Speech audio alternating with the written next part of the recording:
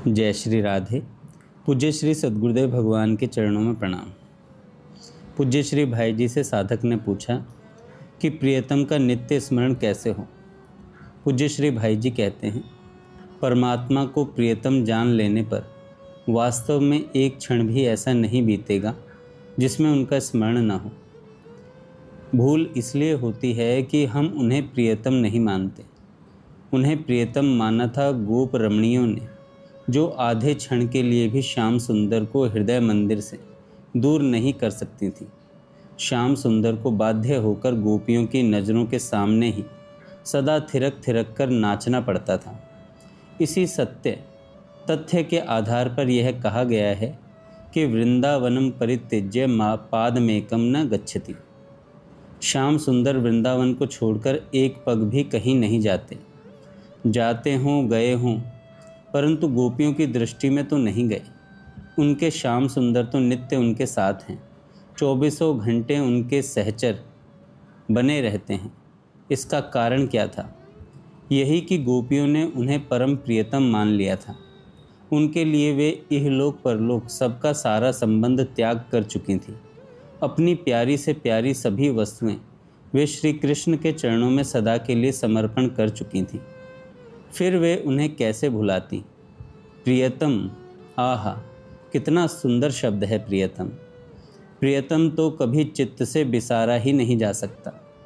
कहा है कि तीनों लोकों के वैभव की प्राप्ति का लालच मिलने पर भी प्रभु को प्रियतम मानने वाले उनके प्रियजन आधे क्षण के लिए प्रभु के चरण कमलों को नहीं भूल सकते। प्रियतम प्यारे जन सब जगह उसी की झांकी देखते हैं, उसी के शब्द सुनते हैं, उसी से बातें करते हैं और उसी का चिंतन करते हैं। उसके सामने जगत की या जगत के किसी पदार्थ की याद उन्हें कभी भूलकर भी नहीं आती। भगवान को प्रियतम बनाने भर की देर है, फिर तो जगत की कीमत कुछ रह ही नहीं जाएगी। राजपाट, धन दौलत, स्त्री पुत्र, मान सम्मान, जीवन मरण, परलोक लोक, स्वर्ग मोक्ष, सभी कुछ उस प्रियतम के प्रेम में बह जाएंगे। फिर श्री चैतन्य महाप्रभु जी के शब्दों में वह गा उठेगा, न धनम न जनम न सुंदरी, कविताम वा जगदीश कामये, मम जन्मनि जन्मनीश्वरे, भवताब्द भक्ति हेतु की त्वयि। जिसमें प्रेम होता है उसमें चाहे एक भी सद्गुण न हो, चाहे वह दुर्गुणों की खान हो। प्रेमी का हृदय उसके गुणों को नहीं देखता। वहाँ माप तोल नहीं होता। वहाँ तो हृदय सदा के लिए न्यौछावर किया हुआ रहता है।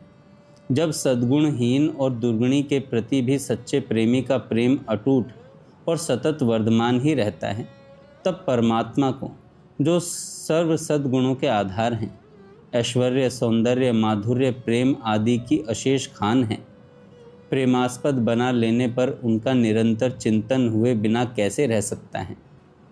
बुरे विचार से पर पुरुष का पर स्त्री में या पर स्त्री का पर पुरुष में प्रेम हो जाता है, जो वास्तव में प्रेम नहीं है, तो उसमें भी एक दूसरे का स्मरण कभी नहीं छूटता। उठते बैठते सोते जागते स्मृति बनी ही रहती है।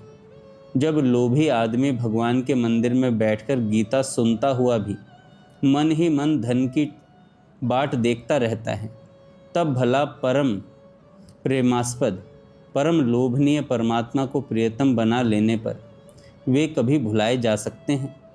परमात्मा के स्मरण का तार कभी न छूटे, इसके लिए हमें परमात्मा को प्रियतम बनाना चाहिए। जब तक जगत की वस्तु प्यारी लगती है, जगत के पदार्थों के लिए हम परमात्मा को भूलते हैं, तब तक हमारे मन परमात्मा प्रियतम नहीं है। उन्हें प्रियतम बनाने के साधन हैं उनके प्रभाव को सुनना जानना।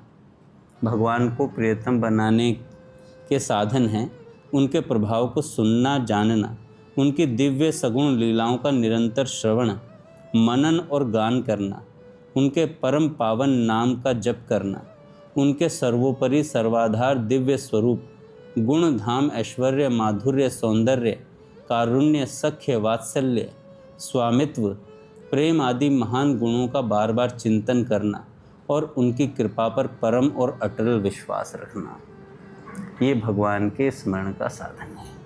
जय श्री राधे।